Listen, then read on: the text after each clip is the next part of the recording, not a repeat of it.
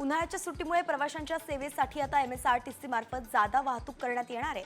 उन्हाळी जादा वाहतुकीसाठी दररोज लांब पल्ल्याच्या 764 फेऱ्यांचं नियोजन करण्यात आलंय आणि या सर्व फेऱ्या आगाऊ आरक्षणासाठी उपलब्ध करून देण्यात आल्या आहेत। प्रवाशांनी जादा वाहतूक सेवेचा लाभ घ्यावा असं आवाहन ST महामंडळानं केलंय।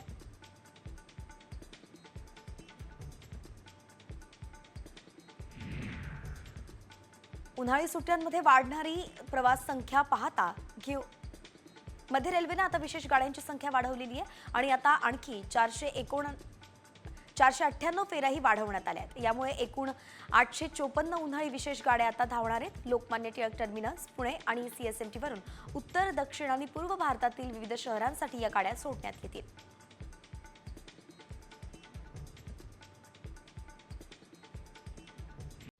कॉमस्कोर नुसार आता isakal.com आहे देशातील नंबर 1 ची मराठी न्यूज वेबसाईट। प्रत्येक अपडेटसाठी isakal.com ला नक्की भेट द्या।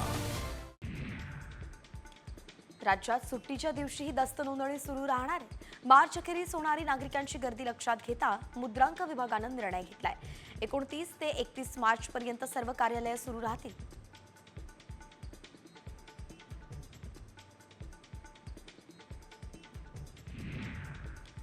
रमजानमध्ये दुधाची मागणी वाढत असल्यानं दूध विक्रेत्यांनी अघोषित दरवाढ केलेली आहे। आठवडाभरापूर्वी 88 रुपये लिटरवरती असलेले दर सध्या 90 रुपयांवरती जाण्याचा अंदाज नागरिक वर्तवतायत। तर सुट्ट्या दुधाच्या किमतीत मनमर्जीप्रमाणे वाढ झाल्यानं विक्रेत्यांनी चहाच्या किमतींमध्येही वाढ केली आहे। 12 रुपयाचा चहा आता 17 रुपयांना विकला जातोय।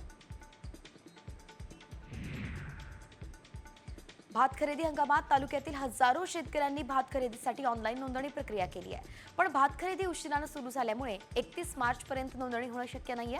त्यामुळे बहुतांश शेतकऱ्यांची आर्थिक कोंडी होऊ नये म्हणून आधारभूत भात खरेदीसाठी मुदतवाढ मिळावी अशी मागणी करण्यात येते।